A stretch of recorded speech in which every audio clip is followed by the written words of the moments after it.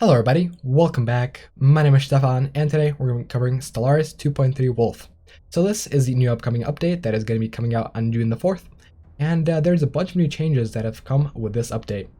The way I'm going to be covering the update today is by going through the dev diary and pointing out the most important changes and telling you my opinion on how this is going to change the game.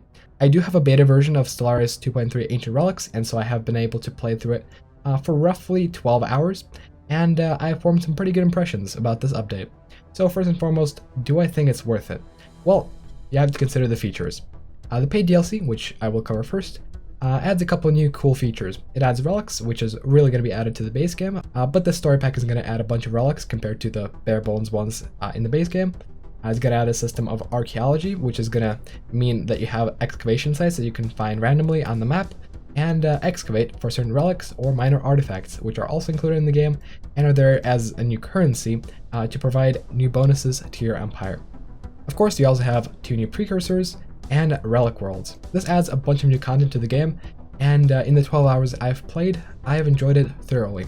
I did not expect much from the story pack. I thought this would only be an early game thing, but in reality I was able to play with artifacts that I found randomly on the map up to year 2300. And after that, they actually started spawning on the map, which was absolutely cool and is going to mean that the early game and the mid game is going to be a lot more exciting.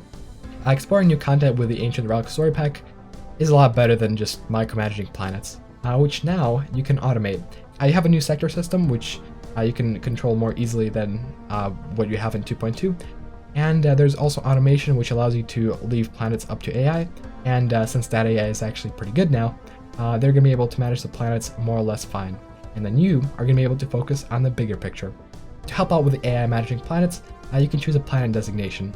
And really this will also just benefit the world as a whole.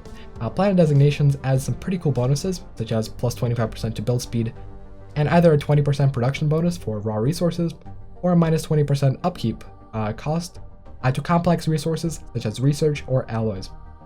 There's also a designation for colonies, which allows plus 20% to pop growth speed and plus 10% to happiness, and really it's quite incredible for starting out on new worlds and being able to build them up a lot faster. There's also massive rebalance of megastructures. They have been moved from the Ascension perks to the tech tree and are quite a bit more exciting. Megastructures as a whole are a lot more powerful. For example, the Dyson Sphere is 4 times more powerful, and the Matter Decompressor is twice as powerful. And habitats and ring worlds as colonizable megastructures got a lot better. For example, if you build a habitat around a gas giant as a normal empire, you're able to produce energy, which is quite nice. I haven't actually found any other special planets that habitats get a bonus around, but I'm sure we'll get to find that out together in 2.3. By the way, I'm doing a stream today right after I finish this video. If you're watching this on the 31st, just so you know, at 8 p.m. Eastern, there's a stream, and I'll be covering a lot of this stuff much more in depth. And since I actually have the game, I'll be able to show you guys everything. But anyways, let's proceed with the ring worlds. Ring worlds are a lot better now. For normal empires, you have city districts, commerce districts, research districts, and food districts. For machine empires, instead of commerce, you have energy districts. And you can produce a massive amount of energy or other resources on your ring worlds. Instead of having 50 normal sized districts on your ring worlds, you actually get 5. And each of those 5 basically counts for 10 normal districts. That really cuts down on the empire sprawl that is caused by ring worlds and allows you to build them up much easier. All the districts on the ring worlds are quite amazing. For example, the city districts each add 80 housing to the ring world, and so potentially on a completed ring world, you'll be able to house approximately 2,000 pops. This is the scale ring worlds should be at, and this is what we're going to get. And just so you know, if you're playing Stellaris on a really old 32-bit system, you will not be able to play 2.3 because Stellaris is moving on to 64-bit. And from what the devs say, and from what I've seen, the game does run significantly faster.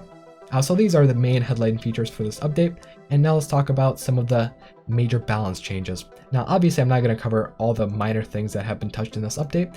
You can see them all on screen, categorized from important stuff to moderately important stuff to virtually irrelevant stuff. The main change that I'm seeing in 2.3 is going to be the habitability change. Because low habitability produces job output and pop growth malices on your planets, it means that colonizing everything in sight is no longer a viable strategy. Believe me, I've tried and it is not pleasant at all, and even colonizing planets to just resettle them later on a different planet is not really a viable strategy, at least in the early game. You're losing a lot of resources upkeeping those planets, and if you're an organic, you're not really getting a lot of growth. This means that structures or planets with high habitability are extremely important, and so things like terraforming, megastructures, and adaptability traits are going to be way more important in 2.3 than they were in 2.2, and you might make a lot more decisions based on whether a planet is habitable or not. By extension, machine empires are way more powerful now because of this. Machine empires have 100% habitability on everything, and so playing as machines with 100% habitability and still being able to settle everything is going to put you at a significant advantage over everyone else. So machines, as far as I can see, are going to be the meta in 2.3. And that's not only because of the habitability thing. The main problem with machines in 2.2 was the fact that they could not get the Ecumenopolis, but now the Ecumenopolis is significantly nerfed. Every district on Ecumenopolis now requires rare resources, and a lot of them. It requires 50 to build and 2 to upkeep. And so, as you can imagine, that is not much better than just building forges. For example, a forge district on a Ecumenopolis provides 10 metallurgist jobs for 2 rare resources, while a normal forge building provides 8 jobs for 2 rare resources. That's really not much better. Granted, on Ecumenopolis you do have 100% habitability, and you do have a 20% production bonus, but it's really not significant enough to justify rushing down the Ecumenopolis as you would in 2.2. Instead, habitats with a bunch of forge buildings on them can virtually provide the same thing, slightly less efficient, but you don't have to spend a lot of time, an ascension perk, and a planet. Machine empires, on the other hand, get to keep their machine worlds, and they are completely untouched. At this point, I would even say that machine worlds are better than Ecumenopolis, and you should be gunning for them as a machine empire. And since you can produce a lot of minerals, it works very well with the other megastructures for machines. And then you can process them into research on ring worlds, or alloys on habitats. And really, it's not only the machine worlds that are getting comparatively better. Gaia worlds, specifically the World Shaper Ascension perk that allows you to terraform planets to Gaia worlds, are significantly better. Not only do they terraform a lot faster and are significantly less expensive, they also provide you with 100% habitability, and that 100% is way more important now in 2.3. That means that the World Shaper Ascension perk is actually going to be very competitive with Ecumenopolis, and at this point I would even recommend Gaia worlds over Ecos. I would also recommend getting megastructures as soon as possible. The Galactic Wonders Ascension perk that unlocks the Dyson Sphere, Matter Decompressor, and Ring World does have some pretty stringent requirements, but once you get it, it's really going to be nice. Megastructures are once again going to be king in this game, and to help out with that, Paradox has actually added more build capacity to megastructures with certain things that you might do. For example, you can do a Unity Ambition for extra build capacity, or even just get the Master Builder's Ascension perk. In the end, you can have 3 megastructures building at the same time. Overall, the experience of the game is going to be significantly different. There are significant improvements to the game as a whole in terms of minor things, and you may or may not notice them. You have a bunch of changes with the UI in terms of bugs and display, and then you also have a bunch of bug fixes to go along with it. One of the most important bug fixes in this update is going to be the trade window bug. Sometimes when you trade in 2.2 with AI, the trade window would just spaz out and you would not be able to really do anything with AI. Now it has been fixed, and hopefully we won't be seeing that anymore. Honestly, just that one fix makes this update amazing.